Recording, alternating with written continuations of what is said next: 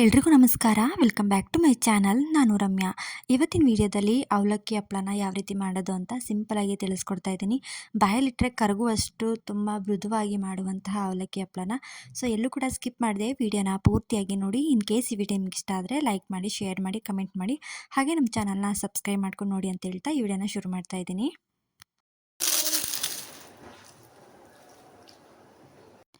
ನೋಡಿದ್ರಿ ಅಲ್ವಾ ಎಷ್ಟು ಕ್ರಿಸ್ಪಿಯಾಗಿ ಬಂದಿದೆ ಅಂತ. ಸೊ ಇದಕ್ಕೆ ಏನೇನು ಬೇಕು ಅಂತ ನೋಡ್ಕೊಂಡು ಬರೋಣ ಬನ್ನಿ. ಫಸ್ಟು ನಾನಿಲ್ಲಿ ದಪ್ಪ ಅವಲಕ್ಕಿನ ತೊಗೊಂಡಿದ್ದೀನಿ, 1 ಕಪ್ಪಷ್ಟು ತೊಗೊಂಡಿದ್ದೀನಿ.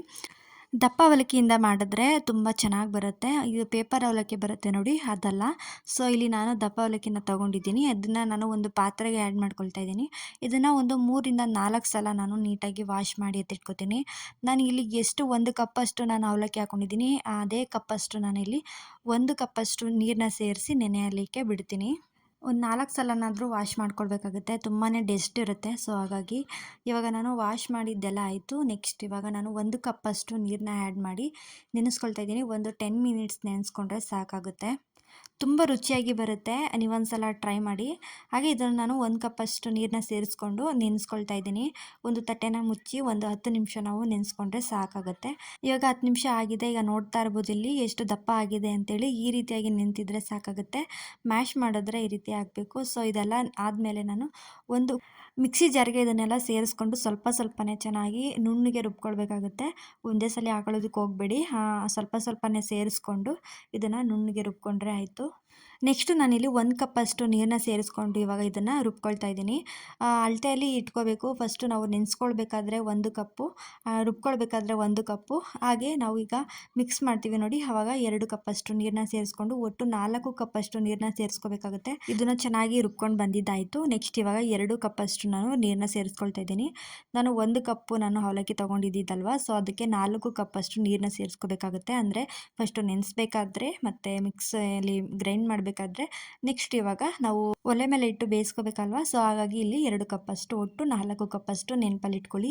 ಜಾಸ್ತಿ ಹಾಕೊಂಡ್ರು ಕೂಡ ಚೆನ್ನಾಗಿ ಬರಲ್ಲ. ಸೊ ಇದನ್ನೆಲ್ಲ ಚೆನ್ನಾಗಿ ಮಿಕ್ಸ್ ಮಾಡಿಕೊಂಡು ಸ್ವಲ್ಪ ರುಚಿಗೆ ತಕ್ಕಷ್ಟು ಉಪ್ಪನ್ನ ಸೇರಿಸ್ಕೊಂಡು ಮತ್ತೊಮ್ಮೆ ಚೆನ್ನಾಗಿ ಮಿಕ್ಸ್ ಮಾಡ್ಕೋಬೇಕು. ಕೆಲವರು ಇಲ್ಲಿ ತಿಂಡಿ ಸೋಡಾನು ಕೂಡ ಸೇರಿಸ್ಕೊಳ್ತಾರೆ, ಅಡುಗೆ ಸೋಡಾ. ನಾನಿಲ್ಲಿ ಅಡುಗೆ ಸೋಡಾನ ಸೇರಿಸ್ಕೊಳ್ತಾ ಇಲ್ಲ. ಇದೇ ತುಂಬ ಚೆನ್ನಾಗಿ ಕ್ರಿಸ್ಪಿಯಾಗಿ ಬರುತ್ತೆ. ಸೊ ಹಾಗಾಗಿ ನೆಕ್ಸ್ಟ್ 1 ಸ್ಪೂನಷ್ಟು ನಾನಿಲ್ಲಿ ಜೀರಿಗೆನ ಸೇರಿಸ್ಕೊಳ್ತಾ ಇದ್ದೀನಿ. ಹಾಗೆ ಎಳ್ಳು ಕೂಡ 1 ಸ್ಪೂನಷ್ಟು ಸೇರಿಸ್ಕೊತಾ ಇದ್ದೀನಿ. ಕೆಲವರು ಇದನ್ನು ಆ್ಯಡ್ ಮಾಡಲ್ಲ, ಬಟ್ ಇದನ್ನು ಆ್ಯಡ್ ಮಾಡಿದ್ರೆ ತುಂಬಾ ರುಚಿ ಕೊಡುತ್ತೆ. ಹಾಗೆ ಪ್ಲೇನಾಗಿಯೂ ಕೂಡ ಮಾಡ್ಕೋಬೋದು, ಈ ಥರನೂ ಮಾಡ್ಕೋಬೋದು. ನೀವೇನಾದರೂ ಪ್ಲೇನಾಗಿ ಮಾಡಬೇಕು ಅಂತ ಹೇಳಿದ್ರೆ ಇದನ್ನೆಲ್ಲ ಆ್ಯಡ್ ಮಾಡ್ಕೊಬಿಡಿ. ಸ್ವಲ್ಪ ಇನ್ನೂ ಹೆಚ್ಚು ರುಚಿ ಕೊಡೋದಕ್ಕೆ ಅಂತೇಳಿ ಇದನ್ನೆಲ್ಲ ಆ್ಯಡ್ ಮಾಡ್ಕೊಳ್ತಾ ಇದ್ದೀನಿ ನಾನು. ಸ್ವಲ್ಪ ಜೀರಿಗೆ ಹಾಗೆ ಎಳ್ಳು ಸೇರಿಸೋದ್ರಿಂದ ಇನ್ನೂ ರುಚಿ ಹೆಚ್ಚಾಗಿ ಕೊಡುತ್ತೆ. ನಾವಿಲ್ಲಿ ವೈಟಾಗಿ ಮಾಡ್ಕೋಬೇಕು ಅಂತ ಹೇಳಿದ್ರೆ ಸ್ವಲ್ಪ ಖಾರನೂ ಬೇಕು ಅಂತ ಹೇಳಿದ್ರೆ ಮೆಣಸು ಪುಡಿನ ಹಾಕೋಬೋದು. ಅಥವಾ ಏನಾದರೂ ರೆಡ್ ಕಲರ್ ಬೇಕು ಅಂತ ಹೇಳಿದ್ರೆ ನಾವಿಲ್ಲಿ ಚಿಲ್ಲಿ ಫ್ಲೇಕ್ಸು ಕೂಡ ಹಾಕೋಬೋದು. ಅದನ್ನು ಹಾಕೊಂಡ್ರೆ ಸ್ವಲ್ಪ ರೆಡ್ಡಾಗಿ ಸ್ವಲ್ಪ ಖಾರವಾಗಿ ಬರುತ್ತೆ. ಇಲ್ಲ ಪ್ಲೇನಾಗಿ ಬೇಕು ಅಂತಂದರೆ ಪ್ಲೇನಾಗಿಯೂ ಕೂಡ ಮಾಡ್ಕೋಬೋದು. ಇದನ್ನು ಜಾಸ್ತಿ ಬೇಯಿಸೋ ಅವಶ್ಯಕತೆಯೂ ಇಲ್ಲ, ಒಂದು 2-3 ನಿಮಿಷ ಬೇಯಿಸ್ಕೊಂಡ್ರೆ ಸಾಕಾಗುತ್ತೆ. ಹಾಗೆ ಇಲ್ಲಿ ನೋಡ್ತಾ ಇರ್ಬೋದು ಎಷ್ಟು ದಪ್ಪ ಥರ ಆಗಿದೆ ಅಲ್ವಾ. ಸೊ ಇಷ್ಟಾಗಿದ್ದರೆ ಸಾಕಾಗುತ್ತೆ. ಇವಾಗ ಒಂದು 2-3 ನಿಮಿಷ ಬೇಯಿಸಿದ್ದಾಯಿತು. ನೆಕ್ಸ್ಟ್ ಇವಾಗ ನಾನಿಲ್ಲಿ ಇನ್ನೊಂದು ಸ್ವಲ್ಪ ರುಚಿ ಹೆಚ್ಚಿಸ್ಬೇಕು ಅಂತೇಳಿ ಕೊತ್ತಂಬರಿ ಸೊಪ್ಪು, ಕರಿಬೇವಿನ ಸೊಪ್ಪನ್ನ ಸಣ್ಣದಾಗಿ ಕಟ್ ಮಾಡಿ ಹಾಕೊಳ್ತಾ ಇದ್ದೀನಿ. ಹಾಗೆ ಇಲ್ಲಿ ನನಗೆ ವೈಟಾಗೇ ಬೇಕಾಗಿರೋದ್ರಿಂದ ಮೆಣಸನ್ನ ಚೆನ್ನಾಗಿ ಕುಟ್ಟಿ ಪುಡಿ ಮಾಡಿಕೊಂಡು ಹಾಕೊಳ್ತಾ ಇದ್ದೀನಿ. ಈ ಥರ ಮಾಡಿಕೊಂಡು ತಿನ್ನೋದ್ರಿಂದ ತುಂಬ ರುಚಿ ಇರುತ್ತೆ. ಸೊ ನೀವೊಂದ್ಸಲ ಈ ಥರ ಟ್ರೈ ಮಾಡಿ. ಪ್ಲೇನಾಗಿಯೂ ಕೂಡ ಮಾಡ್ಕೋಬೋದು, ಈ ಥರನೂ ಮಾಡ್ಕೋಬೋದು. ಮೆಣಸು ಹಾಕಿದ್ರೆ ವೈಟಾಗೇ ಬರುತ್ತೆ, ಚಿಲ್ಲಿ ಫ್ಲೇಕ್ಸ್ ಹಾಕಿದ್ರೆ ಅದು ರೆಡ್ ಕಲರ್ ಬರುತ್ತೆ. ಸೊ ಹಾಗಾಗಿ ನಾನೀಗ ಮೆಣಸು ಪುಡಿನ ಹಾಕ್ಕೊಂಡು ಸೇರಿಸ್ಕೊಂಡು ಚೆನ್ನಾಗಿ ಇದನ್ನು ಮಿಕ್ಸ್ ಮಾಡ್ಕೊಂಡಿದ್ದಾಯಿತು. ಇವಾಗ ಇದು ಕಂಪ್ಲೀಟ್ ಕೂಲಾಗಿದ್ದಾಯಿತು. ನೆಕ್ಸ್ಟ್ ಇವಾಗ ಬಿಸಿಲಿಗೆ ಹಾಕಿ ಇದನ್ನು ಚೆನ್ನಾಗಿ ಒಣಗಿಸ್ಕೋಬೇಕು. ಇವಾಗ ಒಂದು ಪ್ಲಾಸ್ಟಿಕ್ ಸೀಟ್ ಇರುತ್ತೆ ನೋಡಿ, ಅದ್ರ ಮೇಲ್ಗಡೆ ಸ್ವಲ್ಪನೇ ಒಂದೊಂದು ಸೌಟನ್ನೇ ಸೇರಿಸ್ಕೊಂಡು ಸ್ವಲ್ಪ ಜಾಸ್ತಿ ಹರಡ್ಕೊಳಕ್ಕೆ ಹೋಗ್ಬಿಡಿ. ಸ್ವಲ್ಪ ಸಿಂಪಲಾಗಿ ಸ್ವಲ್ಪ ಮಂದವಾಗಿಯೇ ಹಾಕ್ಕೊಂಡ್ರೆ ಒಳ್ಳೆಯದು. ಪ್ಲಾಸ್ಟಿಕ್ ಸೀಟ್ ಮೇಲೂ ಹಾಕೋಬೋದು, ಇಲ್ಲ ಅಂತ ಹೇಳಿದ್ರೆ ಮನೇಲಿ ಏನಾದರೂ ಕಾಟನ್ ಸೀರೆ ಇರುತ್ತೆ ನೋಡಿ, ಅದ್ರ ಮೇಲೂ ಹಾಕೋಬೋದು. ಕಾಟನ್ ಸೀರೆ ಮೇಲೆ ಹಾಕಿದ್ರೆ ಏನಪ್ಪ ಅಂದರೆ ಅದನ್ನು ಸ್ವಲ್ಪ ನೀರನ್ನ ಚಿಮ್ಕಿಸಿ ನಾವು ತೆಗಿಬೇಕಾಗುತ್ತೆ. ಅದೇ ಪ್ಲಾಸ್ಟಿಕ್ ಸೀಟ್ ಮೇಲೆ ಹಾಕಿದ್ರೆ ತಾನಾಗೆ ಅದು ಚೆನ್ನಾಗಿ ಒಣಗಿದ ಮೇಲೆ ತಾನಾಗೆ ಬಂದುಬಿಡುತ್ತೆ. ತುಂಬ ಈಸಿಯಾಗಿಯೂ ಕೂಡ ತೆಕ್ಕೋಬೋದು. ಇವಾಗ ಚೆನ್ನಾಗಿ ಬಿಸಿಲಿರೋ ಕಡೆ ಟೆರೆಸ್ ಮೇಲೆ ಏನಾದ್ರು ತುಂಬ ಚೆನ್ನಾಗಿ ಬಿಸಿಲು ಬರುತ್ತೆ ನೋಡಿ, ಅಂಥ ಒಂದು ಪ್ಲೇಸಲ್ಲಿ ಇದನ್ನು ಹಾಕ್ಕೊಂಡ್ರೆ 1 ರಿಂದ 2 ದಿನದಲ್ಲೇ ಒಣಗೋಗ್ಬಿಡುತ್ತೆ. ಇಲ್ಲ ಬಿಸಿಲು ಚೆನ್ನಾಗಿಲ್ಲ ಅಂತ ಹೇಳಿದ್ರೆ ಒಂದು 3-4 ದಿನನಾದರೂ ಒಣಗಿಸ್ಕೋಬೇಕಾಗುತ್ತೆ. ಇದನ್ನು ನೆರಳಲ್ಲೂ ಕೂಡ ಒಣಗಿಸ್ಕೋಬೋದು. ಅಂದರೆ ತುಂಬ ತೆಳುವಾಗಿ ಹಾಕಿದ್ರೆ ನಾವು ನೆರಳಲ್ಲೇ ಒಣಗಿಸ್ಕೋಬೋದು, ಬಿಸಿಲಲ್ಲಿ ಹಾಕೋ ಅವಶ್ಯಕತೆನೇ ಇಲ್ಲ. ಸೊ ನಾವು ಇಲ್ಲಿ ಸ್ವಲ್ಪ ದಪ್ಪ ದಪ್ಪದಾಗಿ ಹಾಕೊಳ್ತಾ ಇದ್ದೀವಿ, ತುಂಬ ಅಗಲವಾಗಿ. ಸೊ ಹಾಗಾಗಿ ಇವಾಗ ಚೆನ್ನಾಗಿ ಬಿಸಿಲಲ್ಲೇ ಒಣಗಿಸ್ಕೋಬೇಕಾಗುತ್ತೆ. ಆದಷ್ಟು ಸ್ವಲ್ಪ ಮಂದಕ್ಕೆ ಹಾಕ್ಕೊಳ್ಳಿ, ತುಂಬ ತೆಳುವಾಗ್ಬಿಟ್ರೆ ಅಷ್ಟೊಂದು ಚೆನ್ನಾಗಿ ಬರಲ್ಲ. ಸ್ವಲ್ಪ ದಪ್ಪ ದಪ್ಪ ಆಗಿ ಹಾಕ್ಕೊಂಡ್ರೆ ಹಪ್ಪಳ ಚೆನ್ನಾಗಿ ಬರುತ್ತೆ. ಹಾಗೆ ಇಲ್ಲಿ ನೋಡ್ತಾ ಇರ್ಬೋದು, ಇದು 3 ದಿನ ಆದಮೇಲೆ ಒಣಗಿಸಿ ಚೆನ್ನಾಗಿ 3 ದಿನ ಒಣಗಿಸ್ಕೊಂಡಿದ್ದಾಯಿತು. ಈಗ ಇಲ್ಲಿ ನೋಡ್ತಾ ಇರ್ಬೋದು ಎಷ್ಟು ನೀಟಾಗಿ ಬರ್ತಾ ಇದೆ ಅಂತ. ಸುಮ್ಮನೆ ಕವರಿಂದ ಹಿಂಗೆ ಎಳೆದ್ರೆ ಸಾಕು ಬರ್ತಾ ಇದೆ, ಏನೂ ಕಚ್ಕೋತಾ ಇಲ್ಲ. ಆರಾಮಾಗಿ ನಾವು ಇಂಥ ಸಮ್ಮರ್ನಲ್ಲಿ ಹಪ್ಪಳಗಳನ್ನ ಮಾಡಿಟ್ಕೊಂಡ್ರೆ ವರ್ಷ ಇಡೀ ನಾವು ಮಾಡ್ಕೊಂಡು ತಿನ್ಬೋದು ಅಲ್ವಾ. ಸೊ ಹಾಗಾಗಿ ನೀವು ಕೂಡ ಟ್ರೈ ಮಾಡಿ. ಅವಲಕ್ಕಿ ಹಪ್ಪಳ ಅಂತೂ ಸಖತ್ತಾಗಿ ಬರುತ್ತೆ.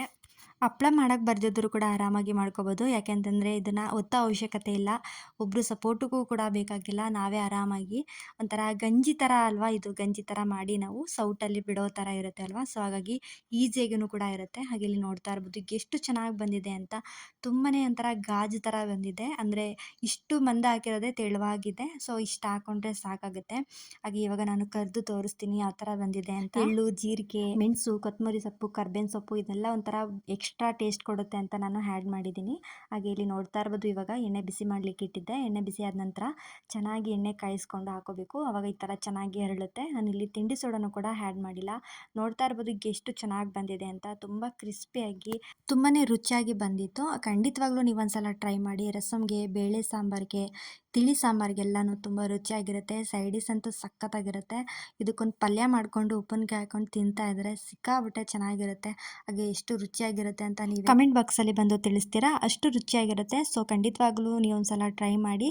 ಈ ವಿಡಿಯೋ ನಿಮ್ಗೆ ಇಷ್ಟ ಆಗಿದೆ ಅಂತ ಭಾವಿಸ್ತೀನಿ. ಇಷ್ಟ ಆಗಿದ್ದರೆ ಲೈಕ್ ಮಾಡಿ, ಶೇರ್ ಮಾಡಿ, ಕಮೆಂಟ್ ಮಾಡಿ ಅಂತ ಹೇಳ್ತಾ ಮುಂದಿನ ವಿಡಿಯೋದಲ್ಲಿ ಸಿಗ್ತೀನಿ. ಯಾರೆಲ್ಲ ಕೊನೆಯವರೆಗೂ ವಿಡಿಯೋ ನೋಡಿದ್ದೀರಾ ಎಲ್ಲರಿಗೂ ಥ್ಯಾಂಕ್ ಯು ಸೋ ಮಚ್.